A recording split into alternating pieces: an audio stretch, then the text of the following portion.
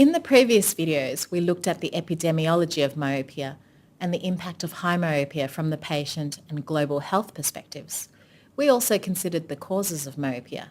In this video, we commence our journey on the road to myopia management. Myopia management can seem very complicated, but it doesn't have to be. The key to managing myopia successfully is to spend time educating the child and their parents about it, and the need to manage the condition rather than simply correcting it. This will also help them in continuing the treatment plan you devise. It is important to provide realistic expectations. You cannot cure their myopia, but you can slow it down. How do I assess if the child in my office is going to develop myopia or progress in myopia? The first step in myopia management is to develop a risk profile for the child presenting to your practice. We need to be able to assess if a child is likely to develop myopia, and if that child is already myopic, what is the risk of progression?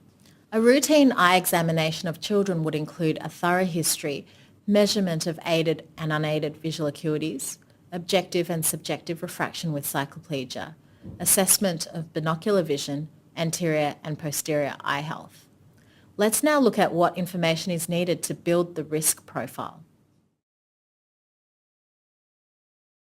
From the history, you should determine the age, ethnicity, parental myopia, time spent outdoors and on near work. Age is an important factor to consider as younger children show a higher rate of myopia progression. Sankari Durg et al. Modelled the change in myopia progression with age using data from 8 studies. From the graph, you can see that a 7-year-old child is expected to show a progression of 0.89 diopters in a year. A child developing myopia at a younger age is at risk of greater progression. If we can delay the onset of myopia, we can decrease the likelihood of a child ever reaching high myopia. For example, a child presenting with -1 diopters at age 7 will progress into a -5.86 diopter myope by 16, whereas an 11-year-old with the same amount of initial myopia will only progress to -2.83 diopters by age 16. The ethnicity of the child also plays a role in myopia progression, with East Asians more at risk than their European counterparts.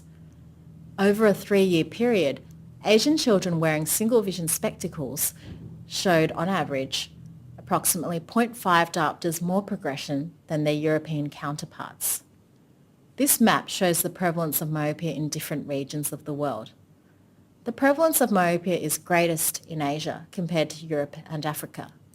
These regional differences show how ethnicity can be a risk factor for myopia development or progression, which we should take into account when we examine our patients.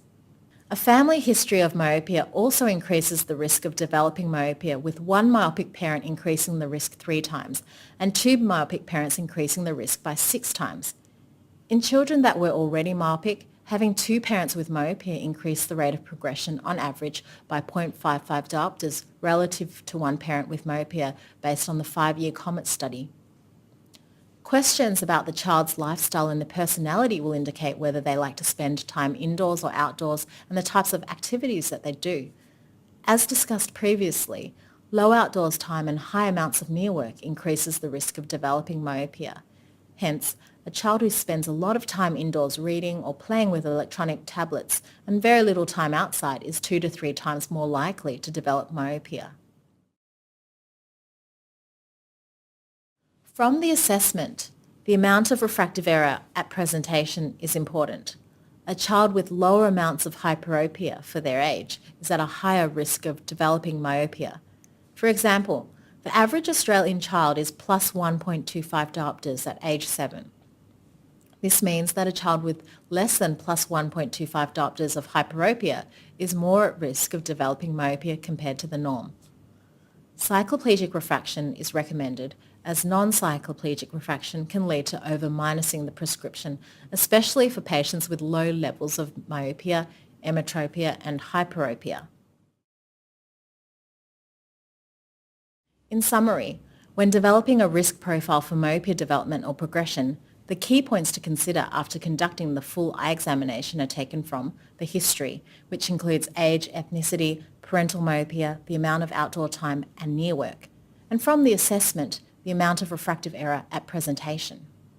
In the next module, we will continue our journey on the road to myopia management by exploring the different interventions available for myopia control. Please work through the case studies to practice building risk profiles.